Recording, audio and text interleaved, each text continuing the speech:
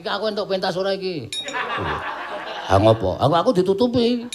Ambo ya golek nggon sing jembar. Wis ora eksis nek carane ngene. Ora tengok kono, kuwi engko ana sing lingguhi. Sinten? Lho. Puntadewa kok lungguh ngendi? Oh, enggak. Ya nek melu nek ora. Puntadewa saiki iso ngendang jaipong ya ta iya. Ora tengok kono, kuwi engko ana sing lingguhi. Sinten? Lho. Puntadewa kok lungguh ngendi? Oh, enggak. Ya nek melu nek ora. Nek Puntadewa ndek acara ora iso mangkat Climen, ayo. Wes kowe ngandani ngayal ora. Puntadewa saiki iso ngendang jaipong ya ta iya.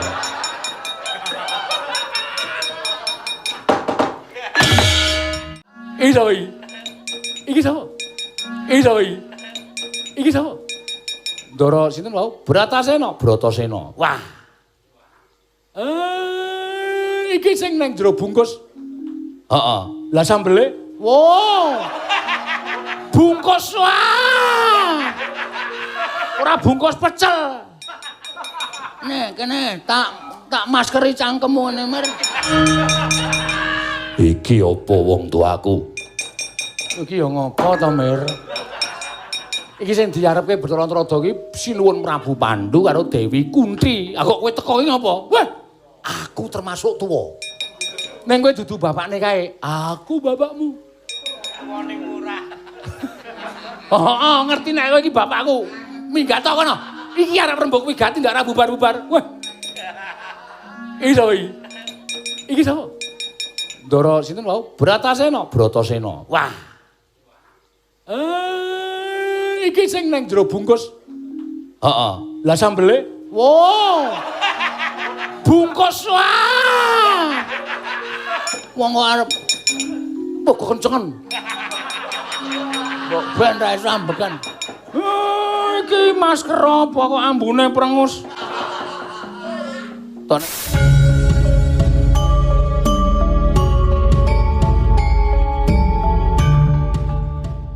ambune prengus. Tone ya apa? Cawet kowe.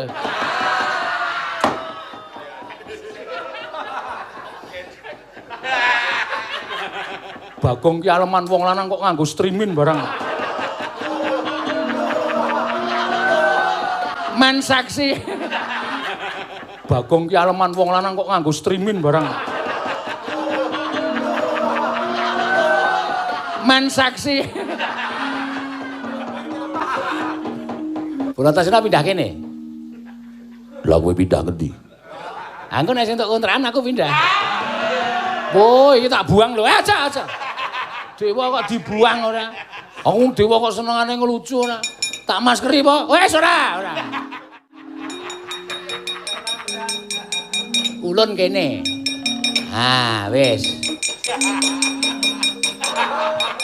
Ini ora lunga.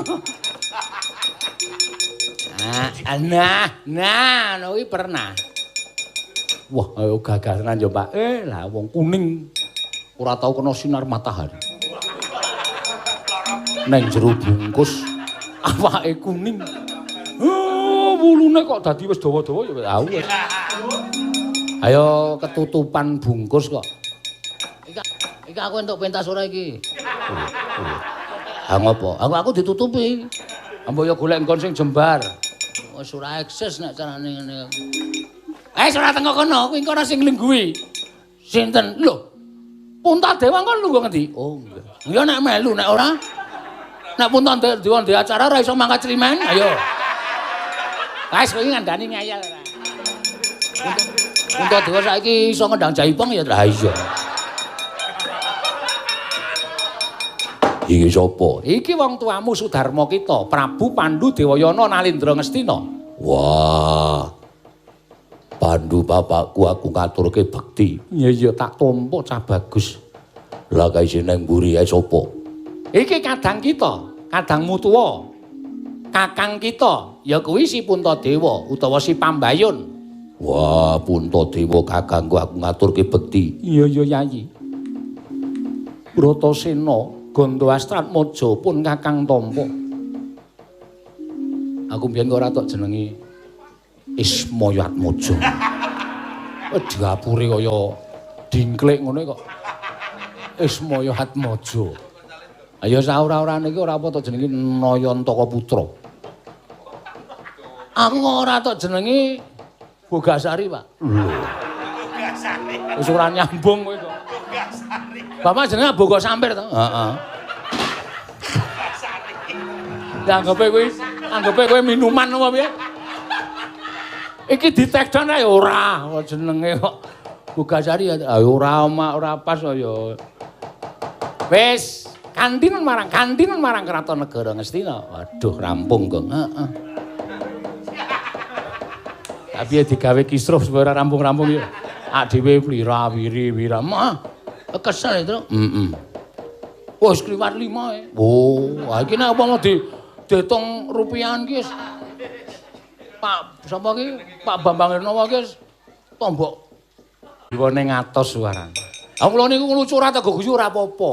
Aku dadak mbantu guyu niku ning ati lara lho sebagai seniman humoris.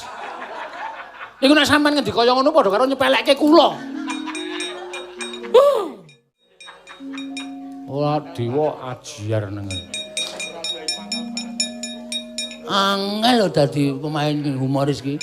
Nek ora lucu dipaido, nek lucu engko dikira ming gojekan. Lah coba sampean wayangan dewa tok ora nganggo lucu. Apa betah sing delok? Oh. Nengane. Pak, Rene. Lah ngopo?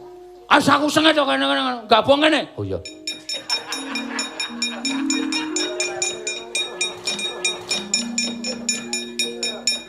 Wis nang kene jagongan wong papat wae.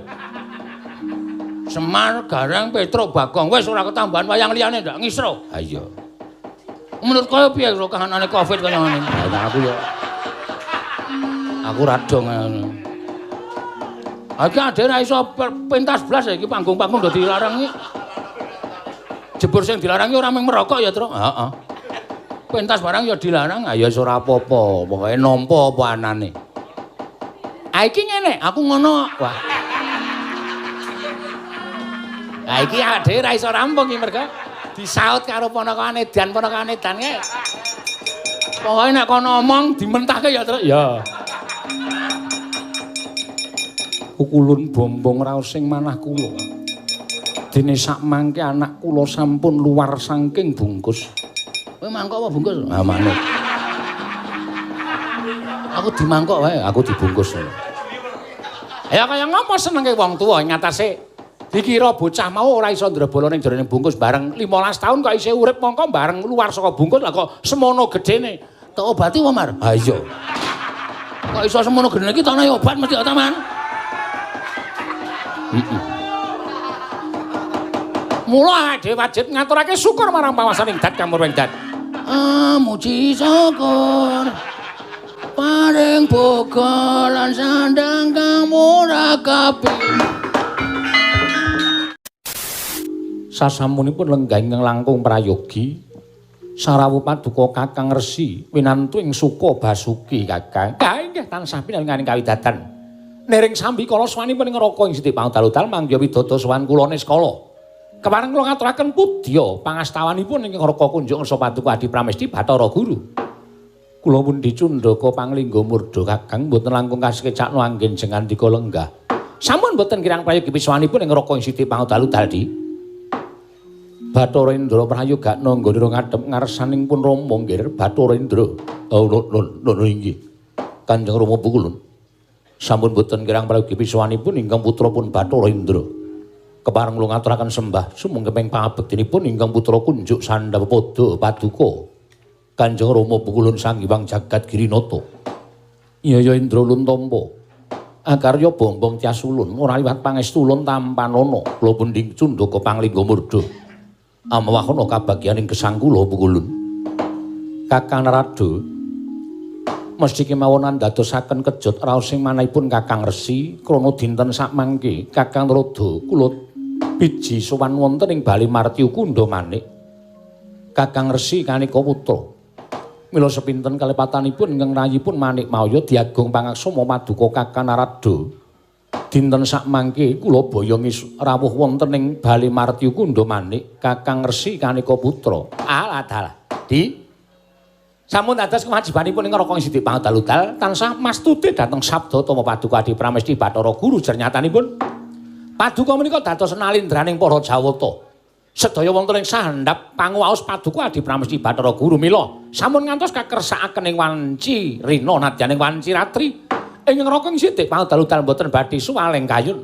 Tansah mastuti dhateng sabda pangandika paduka Adi Pramesti Bathara Guru. Namung yen dadosaken gugup raosing manahipun ing Raka. Wonten menapa dene paduka ngawontenaken pepanggihaning para Jawata mongko beneh kalan adat ingkang sampun Adi Guru. Kakang Narada, Adi Guru wonten dawuh. Kakang Narada mugi dados ing kawuningan sampun sawetawis wonten moganipun titah nanging sanes titah semantah ing wujud menungso menika mboten sawetawis wekdal ingkang kepengker mbok menawi Kakang Narada tasih kemutan anggenipun Kakang Narada nampi suwanipun Gajah Sena inggih menika turun Gajah Irawana ingkang sakmangke nyuwun kasuwargan jati tumunten dipun semayani dening Kakang Narada dinten sakmangke Gajah Sena lajeng alampah tapa PP wonten ing repat kepanasan. Menika badhe kula rembak madyaning pahaman datul ing Bali Martyu Kundamanik menika Kakang. Ah, dalah. Inggih, sawetawis panci mekaten. Gajah Sena sowan kersanipun ing Raka Sidik Pangdal-udal piyambakipun motah badhe nyuwun kasuwargan. Monggo nyatanipun swarga menika papanipun para titah. Jer Gajah Sena menika nuwun sewu nadyan turun Gajah Irawana nanging wujudipun satu kewan menika mboten pantes menawi dipun dadosaken tinggal kalian para titah ing manjing wonten ing swarga Nurkastuba. Mila tumunten ewaya manahipun ing Raka Sidik Pangdal-udal tumunten Gajah Sena kula dhawuhi supados anengga sawetawis wonten ing repat kepanasan. Namung ing dinten sakmangke menika dereng wonten pangandikan saking Adi Pramesti Bathara Guru dipun keparengaken lan botenipun Gajah Sena manjing wonten ing kasuwargan menika wonten panguwaos paduka Adi Manikmaya. Mila dinten sakmangke menika wonten kalodhangan pepanggihan wonten ing Bali Martyu Kundamanik. Tumunten kula cumadong dawuh kula cumadong dawuh menggah kados pundi supados sakmangke ngrampungaken perkawisipun Gajah Sena menika. Menika ingkang setunggal. Inggih, Kakang Narada. Mbok menawi Adi Guru kalih piyal wonten bab angka kalih ndadosaken gara-gara kayiwangan. Sumukipun kayiwangan ngantos sundul ngawiyat Kakang dipun sababaken saking atmajanipun inggih menika titah paduka wayah paduka pun Prabu Pandhu Dewayana kaliyan Dewi Kunthi Talibrata ingkang wujud bungkus ingga sapringgi menika sampun gangsal 11 warsa. Bungkus menika mapan wonten ing wana Tikbrasara kasetrakaken dening Prabu Pandhu Dewayana. Ewadene dinten samangke dereng pecah saking bungkus mongko saya dangu saya ageng ketingal bilih bungkus menika tansah gereng-gereng tuwin ngedalaken Prabawa lesus wonten ing telenging wana Tikbrasara. Nah menika ndadosaken sababipun kayiwangan nggadahi daya panas ingkang ngantos damel geger para Jawata. Ing mekaten Adi Guru daya-daya sakmangke kula aturi paring dawuh. Menggah kados pundi kerampunganipun perkawis menika? Babakan bungkus kalian Gajah Sena menika monggo kula aturi paring pangandikan ing Raka Sidik Pangdal-udal nedya mastuti dhateng dawuh paduka Adi Pramesti Bathara Guru Adi Manikmaya.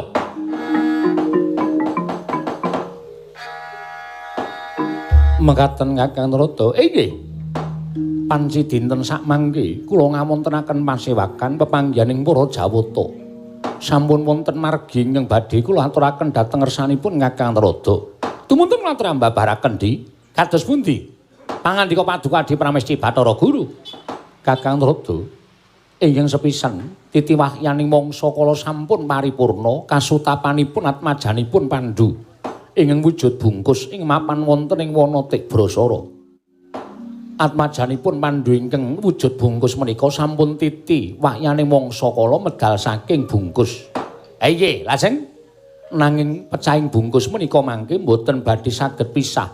Tuwin wonten gandeng cenengipun kaliyan Gajah Sena jernyatanipun Gajah Sena mboten saged minggah wonten ing kasuwargan jati nanging kasuwarganipun Gajah Sena kedah tumimbal lair malih wonten ing Madyapada. Oh mekaten. Inggih.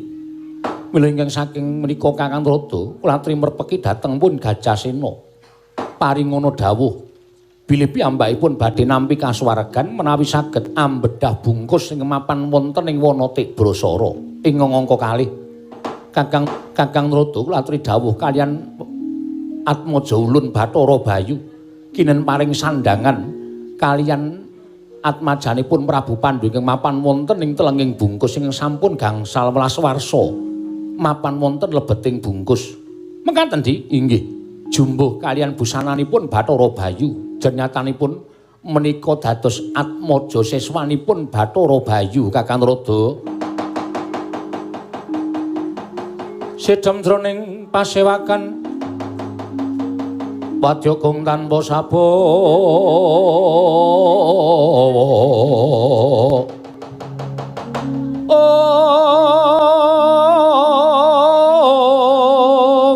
Asing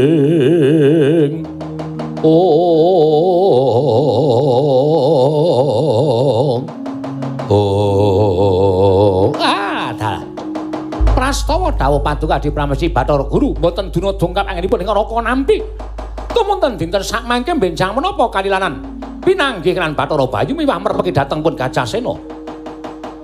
Mboten ngentosi benjang menapa mangke dinten menika ugi Kakang Narada kula paringi palilah nilaraken bali marti kundha manik tumunten manggi kelan pun Bathara Bayu menapa dene Gajasena. Kekalihipun menika mboten badhe wonten sambung cenengipun antawisipun Gajasena kaliyan atmajanipun Prabu Pandhu inggih wujud bungkus menika Kakang. Ah inggih ngestakaken dawuh. Menawi dinten samangke kalilanan kula madal saking bali marti kundha manik kula nyuwun pamit Di. Kakang Narada ing atos-atos pamujinipun adiku ingkang kula suwun muga migrepta ing karya ing Raka ing Siti Paudal mugi-mugi tansah mangya widodо niskala Kakang Resi Narada. Inggih adiku.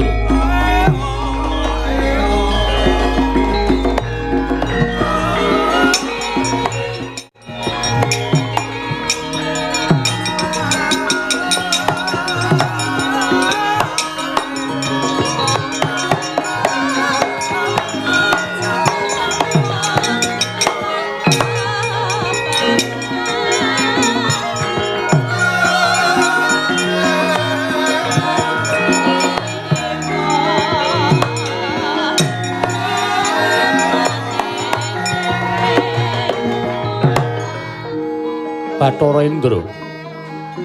Bathara Indra. Bathara Indra. Wonten dawuh kula. Budhana sangganing para jawuting padha gantung sebo. Jeneng ulun nedya mlebu jroning kedaton. Nri ngestaken dawuh. Nyuwun pamit madal pasilan sing ati-ati aja kaya bocah cilik Bathara Indra.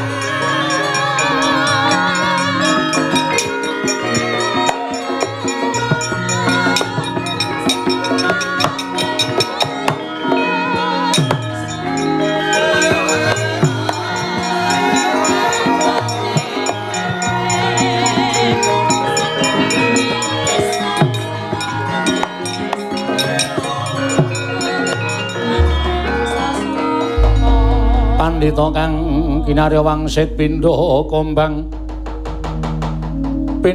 ngajaping tawang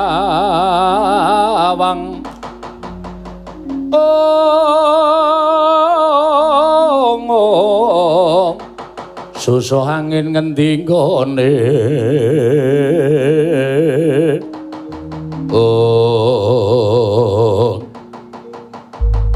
Narada bapakku dangu kelawan aku ana wigati apa? Bathara Bayu. Ana dawuhmu apa-apa? Aja kaget ya. Ora kok merga kareping pulun Bathara Narada nimbahi kelawan jeneng kita babar pisan ora nanging iki minangka dadi lantaran dawuhing Sang Hyang Jagat Girinata. Ana kewajiban ingkang kudu kita sangkul. Kewajiban ingkang kudu tak tindakake. Ngene. Gandeng dina samengko iki ana titah ingkang lair ora kaya dene lairing menungsa lumrah ya kuwi atmajaning Prabu Pandhu ingkang lair wujud bungkus mongko kasetrakake ana ing telenging wana wis 15 taun bungkus kuwi mapan ning telenging wana ya mung eloke bungkus sing ora mangan ora ngombe mau 15 taun teko isih urip katon nggone tansah gumlundhung greng-greng sarta ngetokake Prabawa Lesus Prakempa ya mula tumuli Sang Hyang Jagadgirinata dawuh karo panjenengan ulun Bathara Bayu kinen manjing telenging bungkus kita kinen maringi busana lan atmajaning Prabu Pandhu ingkang 15 taun ing telenging bungkus mau. Sandangan ya. Miturut ngendikaning Adi Pramesti Bathara Guru sandangane tan prabeda kaya dene jeneng kita. Sumping pudak sinumpet kelat bau bali bar manggis ingkang binalah tekan kendakane kampuh poleng Bang Bintulu kalung Nagabanda. Ya. Kampuh poleng Bang Bintulu lho. Ya. Dikai kathok jero aja ming kampuh tok.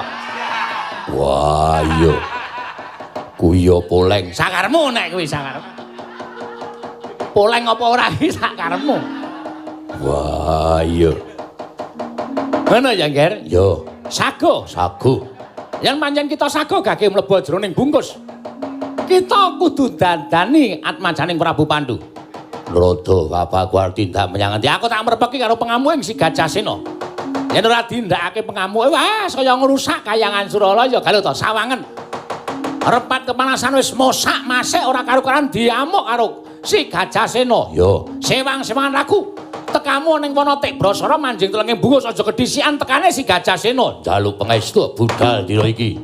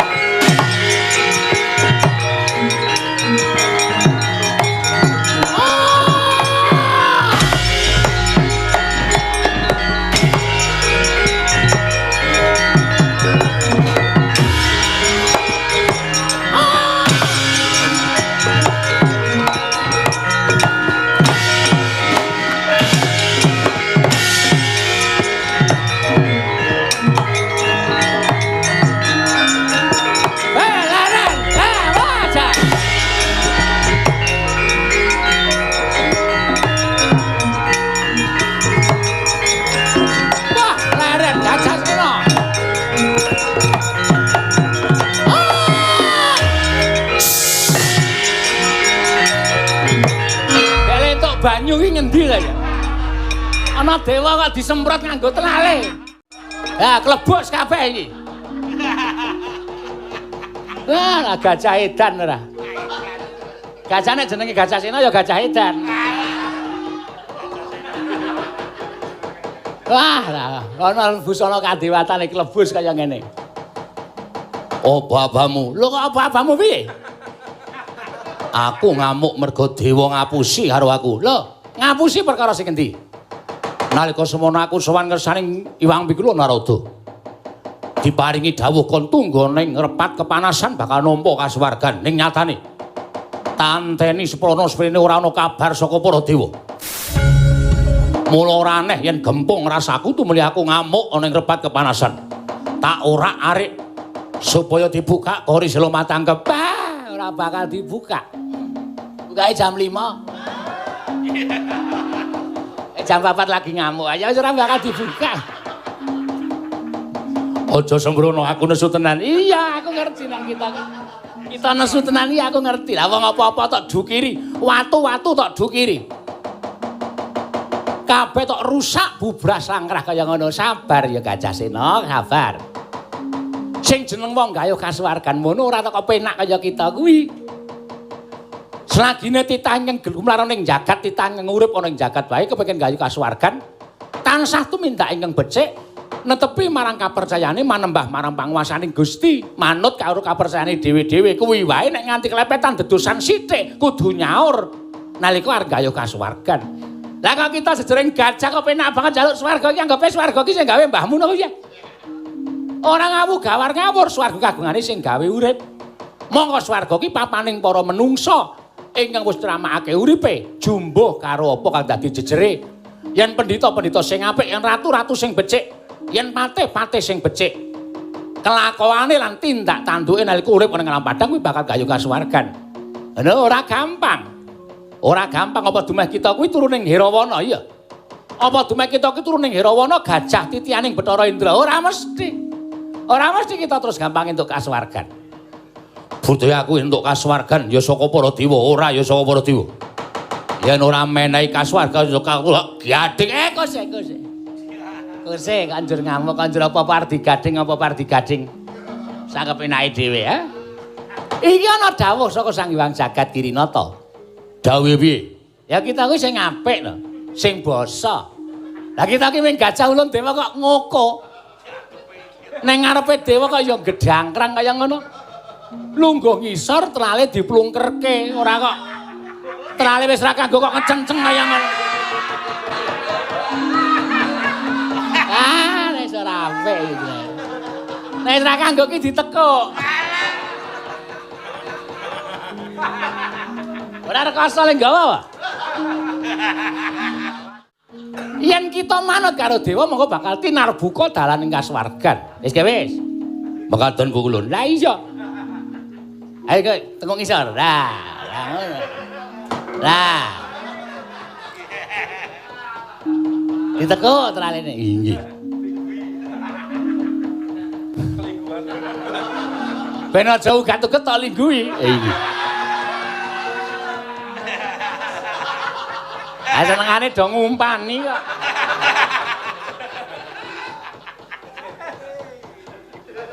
Inggih Bu Kulun. Iya. Kados pundi dawuhipun ngene. Gajah Sena kita kuwi ora duwe wenang antuk kasuwargan padha karo Tita Swantah ana bedane. Inggih. Mula apa kang dadi gayuhan kita bakal diudaneni dening Sang Hyang Jagat Kirinata waton. Kasuwargan kita dudu mapan ana ing Kayuwangan, nanging mapan ana ing angganing Tita. Tegese kita kudu tumimbal lair meneh ana ing angganing Tita. Waduh, nah ingaten menika sanget panjangka kula. Kula mboten badhe purun lan kula mboten badhe narimaken malawi kula kedah tumimbal lair meneh anggenipun wonten Tita. Tetep kula badhe nyuwun kasuwargan jati. Walah wangkal. Ya wis kene wae saiki. Kita mudhuna ning jagat dewa ora bakal dora kelan jeneng kita. Kita mudhuna ing jagat penere ana ing wana Tik Brasara. Ing kono ana wujuding bungkus. Bungkus kuwi mau putraning Prabu Pandhu Dewayana kelawan Dewi Kunthi ingkang wujud bungkus 15 taun bungkus mau mapan ning wana Tik Brasara. Bayi ing mapan ning jroning bungkus kuwi mau durung tekaning mati ning isih urip. Janji kita iso mateni bayi ing mapan ning telenging bungkus mau lan iso mbedah wujuding bungkus. Kita bakal antuk kasuwargan. Nyuwun pamit Bu Kulun.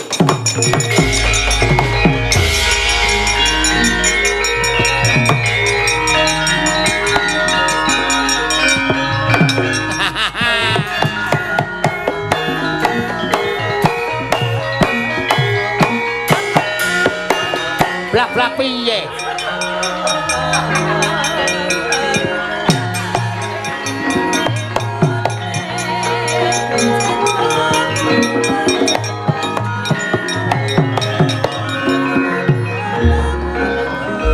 Penyarian wonten dawuh. Sesuk meniki tok bedake ya, aja tok padake. Aja tok padake Durna karo Bathara Narada tok padake. Inggih ngestaken dawuh kula nyuwun pangapunten Bu Kulun. Ya, wis ora dadi ngopo.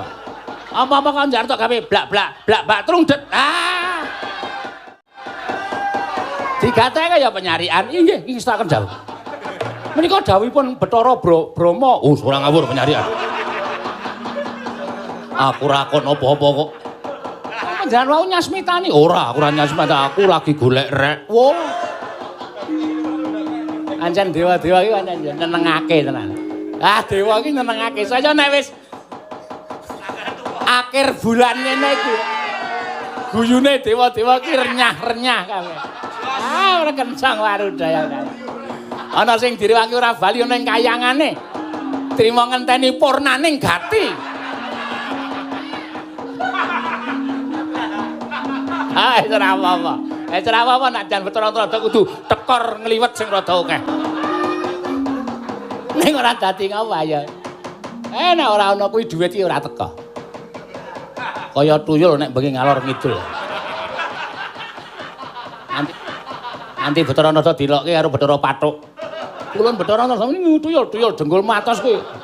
Wonten tiyang gundul ngalor ngidul. Ora ngrembug sing werna-werna butuhe tuyul ana aduh apa? Bungkus ana ing Brastara kudu bedah, Gajasena kudu tumimbal air meneh ana ing jagat. Ngandel ora, Gong. Kapukmu kapan kowe? Kula tak matur wangsul gandeng wayang Cimeng namung kalih jam. Kula pun matur to sing ngurung apa? Iso ngaturake diwaturke selanjutnya. Oh ya ora apa-apa. Nek iki engko bengi ana sing nyuwun monggo ora iso ngaturake. Gek sesuk piye le ngaturke? Gandeng sesuk prai mang nyetel kaset teng omah mawon. Heeh. Duit kula balekke seprapat. Lho. Ayo kabeh kok ya. Lho. Ayo masuk anu rekening listrik. Masuk rekening listrik ora. Ya, tak aturke. Heeh. Uga ana Amrih Basuki saking Tangerang nyuwun lagu Ireng Manis ngatur sedaya pandhemen wayang Cilimen wilujeng wungon lan nuwun ing Gusti mugi wabah enggal sirna lan sedaya kados wingi uni. Oh iya. Ireng Manis. Heeh. Ireng Manis iki sing piye, Gong? Aku kok kowe Bagong sing apal. Aku kira pono ireng lecek e. Apa?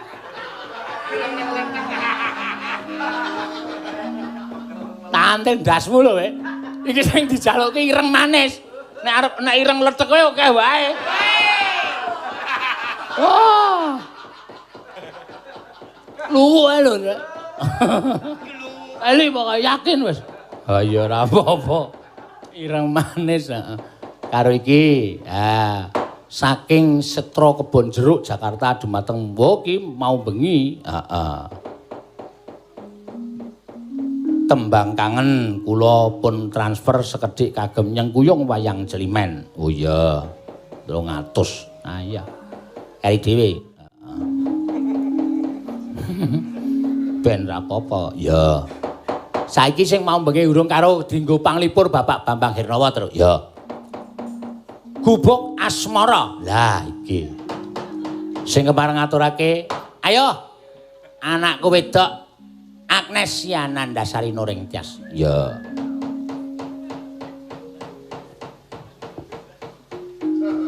Yo. Wah, Agnes iki suwe ra nyindan kalunge monel saiki. Ya ampun ngawur. Padahal ini melebihi. Anu kalung kesehatan lho. Ah iya. Kredit ya wis ben. Ben to, Pak. Lah belum turune. Ah iya urung medhone. Heeh, aku yo ngarep-arepe iki. Heeh. Ya, Gubuk Asmara. Benal padakan kaya cah tipis monel. Wah, nyatane ya putih ngono ora apa-apa diakoni sok nek iki nganti pandemi iki terus 2021 ki isih pandemi. Ah karemu sindan meng kalungan kae Hasduk Pramuka kae. Tulisi Pandu Penggalang. Heeh. Anggere muni Cilimen ngrejekani, ning anggere bubar Cilimen. Sing tetek ming para pengantuk. Ya wis ora apa-apa, penting ana kancane. Heeh. Matur sembah nuwun. Ya Gusti rawuh. Heeh. Berarti iki arep mbok arep tindak nendi terus mampir kok terus. Iya. Ora kok mligi kepengin rawuh mrene ora ming mampir. Ha iya. Ning saora-orane ya entuk sawab. Heeh. Apa sawab? Heeh. Kanugrahan. Heeh. Iki ana sing nyuwun saka Kebon Jeruk mau. Kebon Jeruk apa kebon apel? Kebon Jeruk. Tak kutuk lho terus kowe iki. Kebon Jeruk Jakarta. Ya, sing jane saweran mau bengi ning gandeng mau bengi wektune wis mepet panyulan lagu akeh banget. Wo. Akeh tenan wayang Cilimen iki entuk pira mambeng iki swidak to. Wo. Mbok ora sok ngarang, Reng. Admine tratapan. Ben tak gawe bingung kok. Iya. Elok tenan. Ah iya. Diaturake tembang kangen ngaturke Mbak Elisa. Ya, Iki matur nuwun mau tak dapuk. Waduh, saya udah ada job ya Pak, tapi nggak apa-apa tak batalke. Loh, jangan kamu anu aja ngejob aja kalau ada job. Nggak apa-apa Pak, tak batalke aja saya tak ikut Slimen. iya. Berarti karepku ngene iki lho, Tru. Iya. Wiyaga-wiyaga ya do ngene iki. Heeh. Iki sing entuk apresiasi wiyaga sing wingi sore arep menyang. Ya. Ana malah. Wis adus kramas, nata jarik, nata surjan bareng ndelok jadwal. Wah, prehi to iki. Saking dene selar nyaur. Ha iya. Le utang rokok ning ngarepe wis kokean. Anggere ditagih ming jeng akhir bulan. Ya werna-werna lelakone kok. Ngene iki malah iso dienggo nganu lho, Tru, gayeng-gayengan lho. Ha iya. Mula pandemi ini ora usah dianggap dhewe iki tertekan oleh suasana, jangan. Malah justru adek iki dianggap kaya wong guyon wae. Ning nek kena Covid ya cilaka. Oh, enda. Kok iki piye? Aku sak kena bola-bali ora kena tak endani sit lho, ora kena ya ngono, minggat. Santai wae. Karo nganggo masker, nganggo masker diwolak-walik ora. Masker ngene ra entuk, masker ngono ra entuk. Mula aku pesen karo pemerintah gawe ya citakan cor-coran cangkem. Dan ngono kudune ta.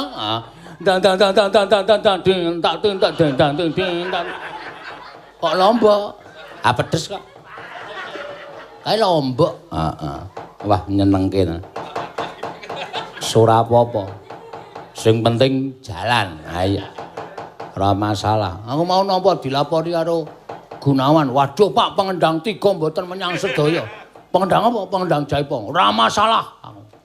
Wis ora usah dikabari meneh. Ha iya.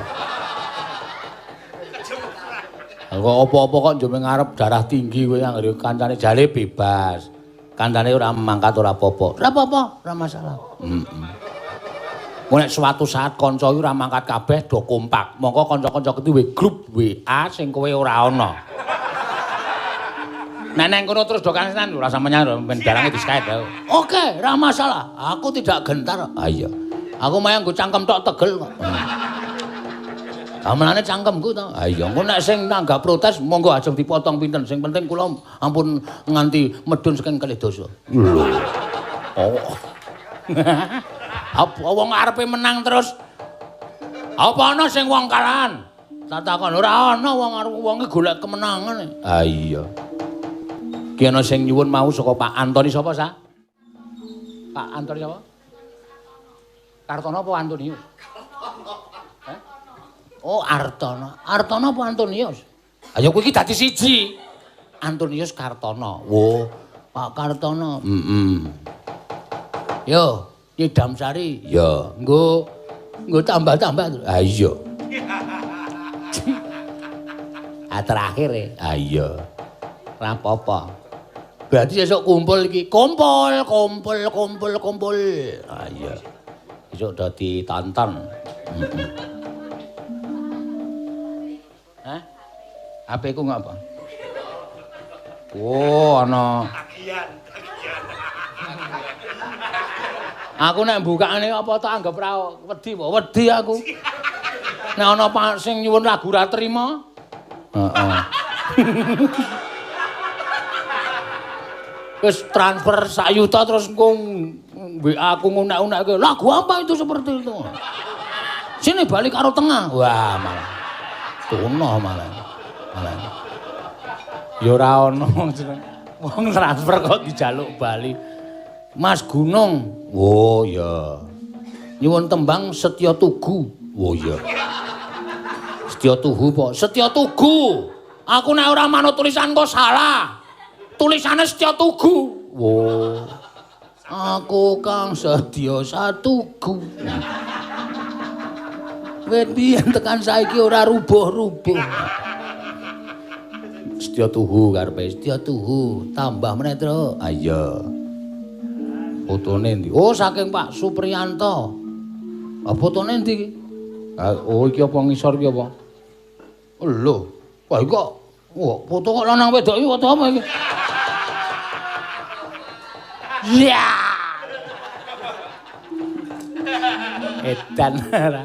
Setya tuhu, ya. Setya tuhu engko diaturke Mbak Ayu Purwastari jam sarisi apa setya tuhu sik. Sing alus sik. Ya.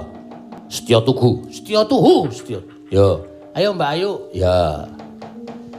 Mbak Ayu ki kudune sing alusan piyayane ya alusan. Heeh.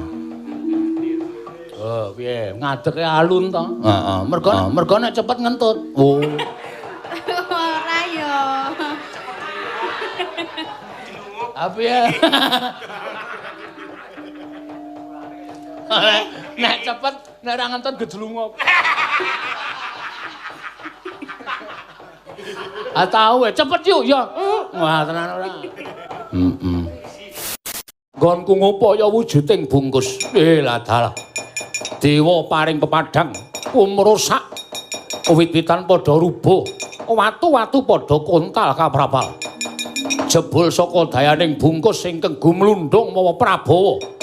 Lesus Prakempawa. Cetha lamun iki dadi jalaran kasuwarganing Gajasena. Bungkus. Aja sambat kaniaya. Tak tamani gadheku tak bedah.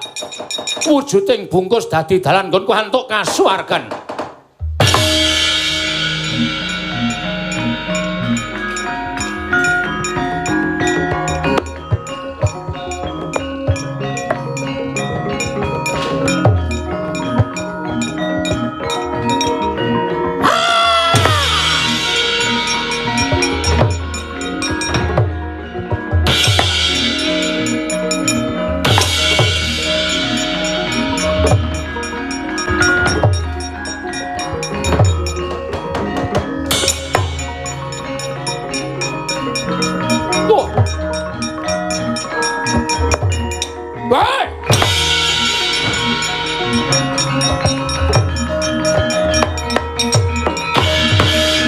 Kunjang Kanjeng langit kelap-lapaton lerkin sangking risang mawe gandrung waladal.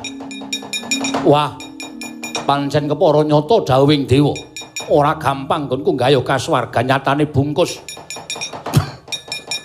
Pendak-pendak tak uncalake nganggo traliku. Kebentus watu ketatap wit gedhe, tak kira remuk. Lah kok jebul isih gumlundung. Kaya masak jake wani karo Gajasena ya. Aja sambat kaniaya. Tak gunake landheping gadingku. Tak tujah wujuding gadingku teka mati dening aku kowe bungkus.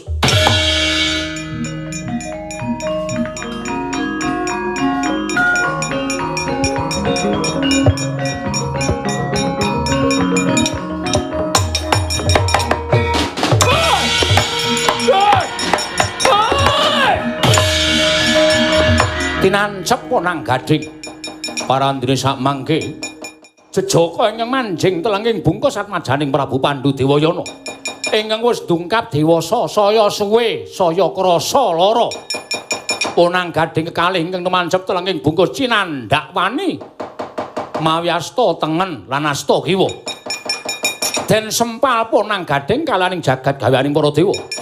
Dadi jalaran pati ning Gajasena parandene gading manjing telenging kuku jejaka mapan telenging bungkus.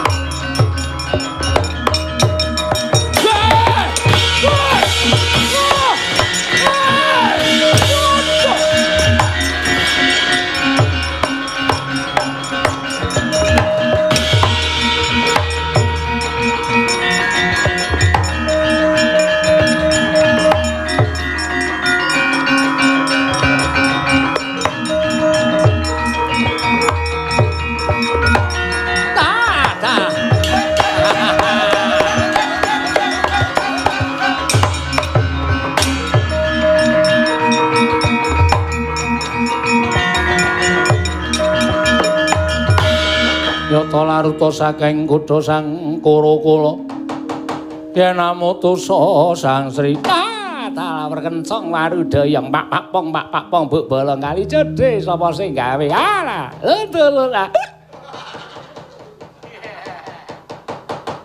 Wis kelakon panjangkaning para dewa. Gajasena manjing tumimbal lair. Ana ngangganing jejaka ingkang mapan telenging bungkus, mongko wis 15 taun suwene ora taya bareng metu lah kok blengah-blengah kaya ngono. Wah. Wah. Wedan. Ngebas suarane ngebas. Gedene ora jamak. Aku sapa? Ah, kita pancen durung duwe jeneng. Mergo kita lagi wae metu saka jroning bungkus. Ning ulun ingkang bakal paring teteng kelawan jeneng kita seksen ana jagat saisine. Gandeng kita iki dumadi saka laku, saka tapa, brata. Suwene 15 taun mongko ingkang bisa mecah bungkus ya kuwi Gajasena. Seksen ana jagat saisine kita bakal paringi tetenger Raden Bratasena.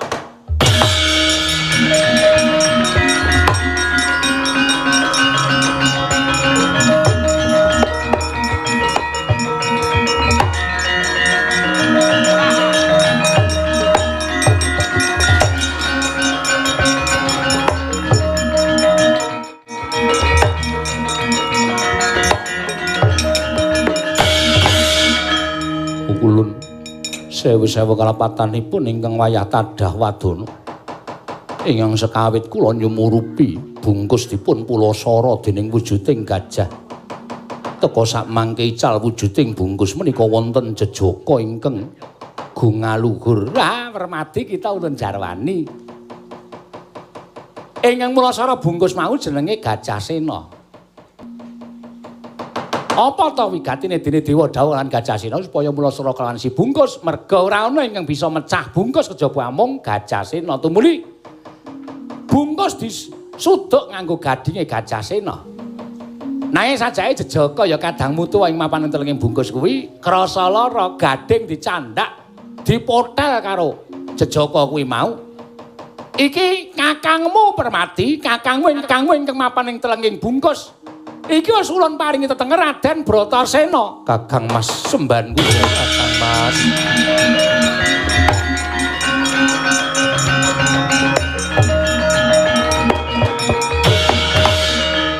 Wah.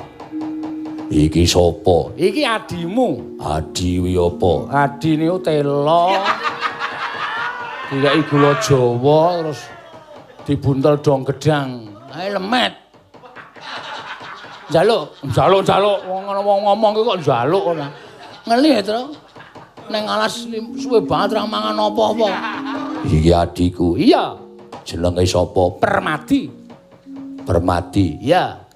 Wah, lha kuwi wong apa setan? Jalarati lho, Petro, Jalarati. Iki bendaramu. Lagi tepung pisanane ngunekke setan. Belum gaji. Durung menehi gaji kok sing ngunekke setan ya, Gong. Heeh. Oh, keparat iki. Hei. Ora sembrana iki. Iki juragan kita kok dunekke keparat. Sopo kowe? Kula abdi panjenengan. Abdi kuwi apa? Abdi kuwi sak dhuwuring ratu. Wes. Dengkul kita ya ora. Omong ngono kok tak genahke dhewe. Om Petro ki senengane nggon guyon kok nek karo Bendara ki nek ora dijak guyon kereng banget iki. Nek ora kulino jak guyon wah, tangan besi iki ya, Kang. Heeh. Rupane wae ora kedap ngono. Abdi niku batur. Batur ya. Batur niku tukang ngladeni, pamane. Sampeyan niku wonten daya. Terus kula sing ngeteri wedang. Wah, ngono. Nggih, nek dayoe ora ngelak, dombe dhewe. Angel iki terus nek jelaske suwe iki. Iso tekan jam 12 iki nek jelaske. Heeh. Mengke nganu wonten pelajaran tentang abdi. Abdi nu pengrawite Pak Anom. Niku abdi. Nek pengrawite dhewe jenenge Batur.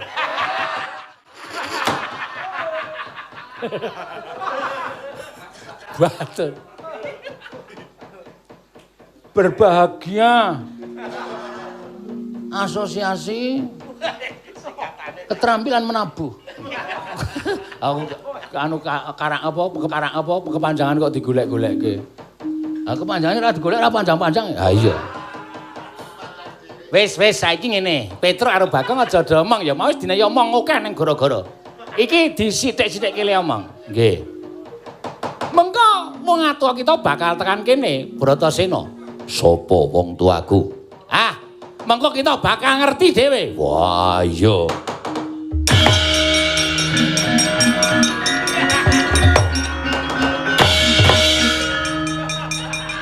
Iki apa wong tuaku? Iki ya ngapa to, Mir? Iki sing diarepke Bathara Antarada iki Sinuwun Prabu Pandhu karo Dewi Kunthi. Ah kok kowe teko iki ngapa? Wah, aku termasuk tuwa. Ning kowe dudu bapakne kae. Aku bapakmu. Wong murah. Oh, ngerti nek kowe iki bapakku. Minggat to kono. Iki arep rembug wigati ndak ra bubar-bubar. Wah. Iki sapa iki? Iki sapa? Ndara sinten wau? Bratasena. Wah. Iki sing nang jero bungkus. Heeh. Lah sambele? Wow. Bungkus wah. Ora bungkus pecel. Nih, kene tak maskeri cangkemmu ngene, Mir. Men ra omong. Wong kok arep kok kencengen. Kok ben ra iso ambekan. Iki masker apa kok ambune prengus? Tone ya apa? Cawet kowe.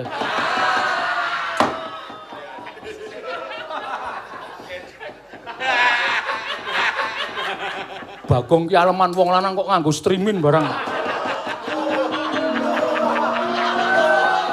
Men seksi. Wah, padha kawan ki ra. Petruk ki saya medun apa ya? Nggih, nancepane ora nganu aja. Bratasena kowe alian kene. Yo. Permadi wis nangis ki wis kakangne wis slamet kok dadak senggrak-senggruk. Kula menika trenyuh. Krana Kang Mas kula sampun wilujeng pukulun. Lah iya wis ora perlu ditangisi wong jeneng seneng kok ditangisi. Minggir iki sih udah ngerti tata krama nek kedengkul sirahmu malah. Inggih. Wis kana tengok mburi kana. Inggih. Bratasena pindah kene. Lah kowe pindah ngendi? Aku nek entuk kontrakan aku pindah. Oh, iki tak buang lho. Aja. Dewa kok dibuang ora. Aku dewa kok senengane ngelucu ora. Tak maskeri po. Wis ora. Ulun kene. Ah, wis. Iki abdi-abdi iki. Dilingguhi ndase wae ora apa-apa. Ini lalu. Nah, kuwi pernah. Wah, ayo gagasan yo, Pak. Lah wong kuning ora tau kena sinar matahari. Neng jero bungkus awake kuning. Wulune kok dadi wis dawa-dawa ya wis. Ayo ketutupan bungkus kok. Iki aku entuk pentas ora iki. Ha ngopo? Aku ditutupi. Ambo ya golek engkon sing jembar. Wis ora eksis nek carane ngene. Wis ora tengok kono, kuwi engko ana sing lingguhi. Sinten? Lho.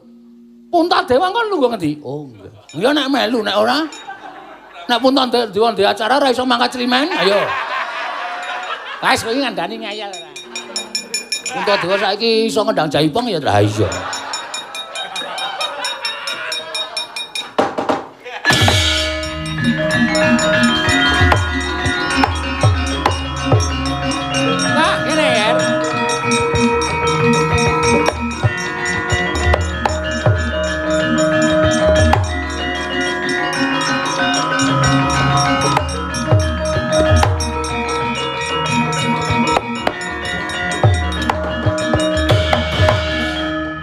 Pukulun semban kula. Nalika semanten wonten atur saking Yai Ama Widura bilih anak kula bungkus. Sampun luar saking panandang. Pukulun kadang kula kados pundi? Ya, ngorokake wis padakno.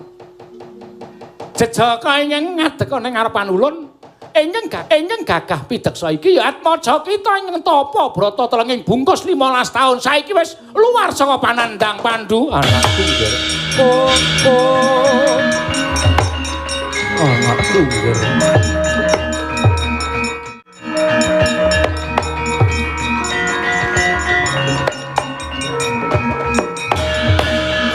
Anakku cah bagus.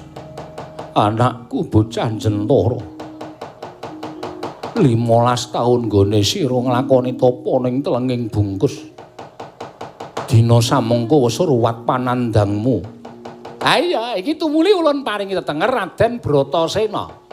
Menapa kula badhe kepareng-paring tetenger pukulun. Nah, monggo. Jer kuwi anakmu lanang kula aturi nyekseni. Bilih sak mangke anak kula badhe kula paringi pusaka asma Raden Gandawastratmaja. Gandawastratmaja prayoga Pak.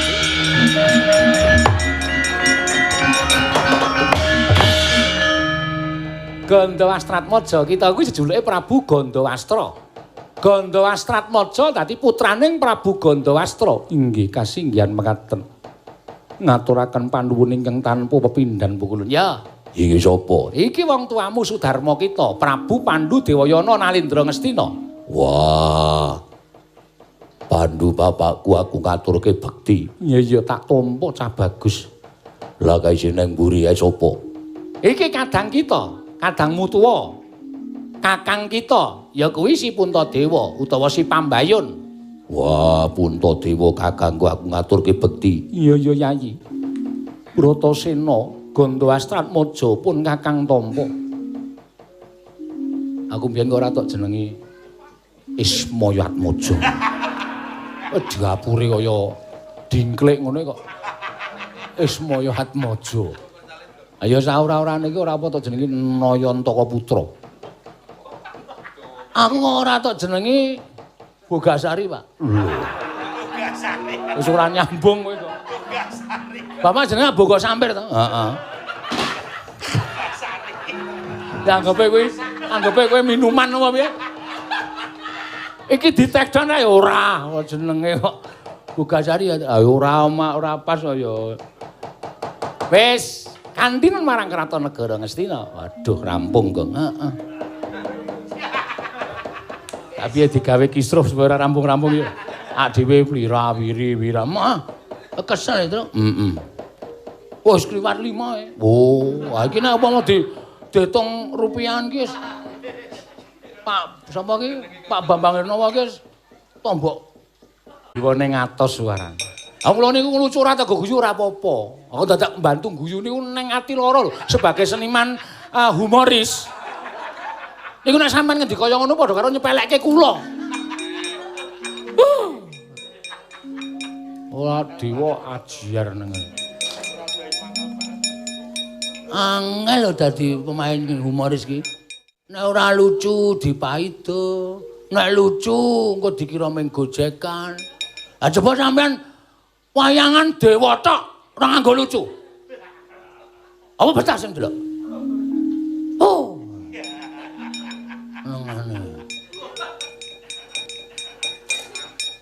Pak, Rene. Lah ngopo? Asaku sengit kok kene gabung kene. Oh iya.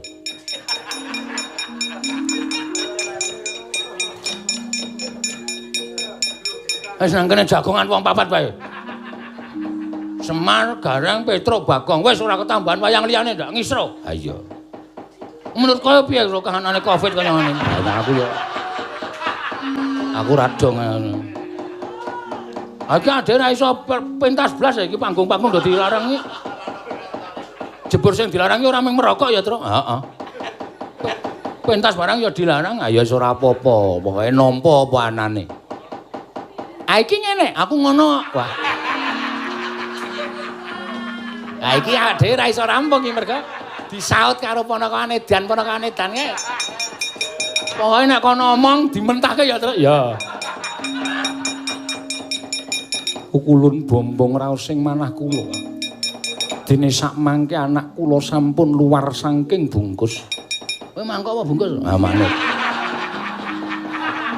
Aku dimangkok wae, aku dibungkus. Ya kaya ngopo senenge wong tuwa ing atase Dikira bocah mau ora iso ndrebolo ning jerone bungkus bareng 15 tahun kok isih urip mongko bareng luar saka bungkus lah kok semono gedene. Tak obati wae, Mar. Ha iya. Iya. Kok iso semono gedene iki tak ana obat mesti ta, Man. Heeh. Mula dhewe wajib ngaturake syukur marang pawasaning Dat Kamur Wengdat. Muji syukur. Paring boga lan sandang kamurakapi.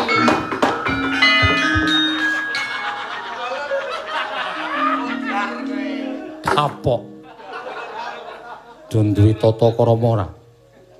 Kae sing ngendika wong tuaku, sing ngendika dewa kok ming dimentahke ro suasu.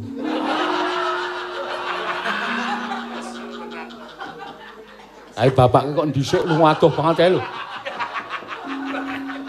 Semar ae wedi ae. Wis dhisik bablas adoh banget. Ndak melu disengeni. Mar, mau sik ngakon kowe to, ndasmu.